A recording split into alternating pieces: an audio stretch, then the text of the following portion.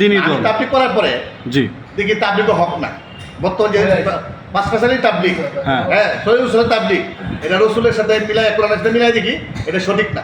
পরে কিছু রাষ্ট্র যারা আছেন এরা কি ইমানদার, রাষ্ট্র যারা ব্যবস্থাপত্র আছে এরা হলো আবু জাহেল ফেরাউন নমরুদের অনুসারী।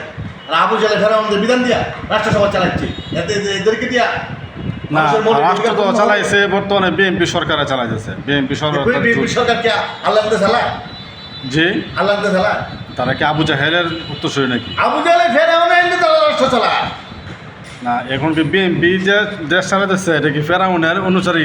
এরা মানবরচিত ব্যবস্থা দিয়া গণতন্ত্র দিয়া, গণতন্ত্র তো কখনোই জাতির বাক্য পরিবর্তন হতে পারে না। আল্লাহ পাক বলেছেন ওমাই ইয়াবতাগি গায়রাল ইসলামি দীনান ওয়ালা ইউকবালু মিনহু ওয়া হুয়া ফিল আখিরাতি মিনাল কাসিরিন।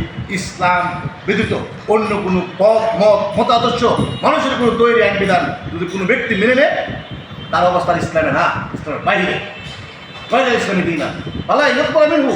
এই ব্যবস্থা কখনোই গ্রহণ করা হবে না। এই ব্যবস্থা গ্রহণকারী দুনিয়ার জীবনে লাঞ্ছিত বঞ্চিত অপমানিত হবে, মৃত্যুর পর ঠিকানা হয়ে যাবে জাহান্নামের আগুন। আচ্ছা, আপনি ইসলামী কোন দলের সাথে সম্পৃক্ত? আমি বর্তমান একটি দল করতাম, এই দলটাও দেখি পরিপূর্ণভাবে ইসলামে না। প্লিজ দলটার নাম যদি কেউ বলতে আমি কোন দল করতেন আগে? আমি একসময় আমাকে তো জানতে চান তাহলে আপনার মাথা নষ্ট হয়ে যাবে হোক এবং ব্যাপক কথা। আমি একসময় আমি কওমি মাদ্রাসার ছাত্র। না আমি যে আপনাকে আমি আল জামিয়াতুল ইমদাদিয়া থেকে লেখাপড়া করেছি। আমি আপনাকে যে প্রশ্নটা করেছি, চাকরি করেছি। শায়েক এক মিনিট, আপনি যে প্রশ্ন করেছেন আপনি আগে কোন দল করতেন কি দলটা একটু বলতেন যদি? আমি আগে করতাম তাবলিগ।